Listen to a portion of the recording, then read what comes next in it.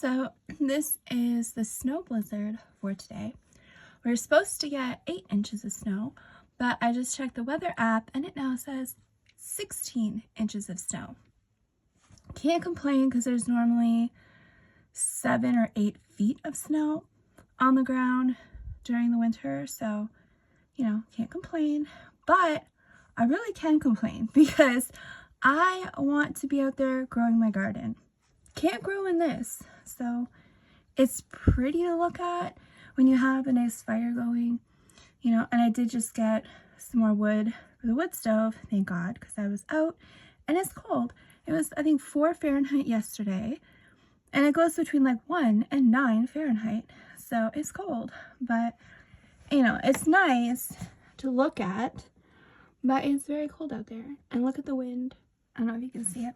And let me zoom in. Oops.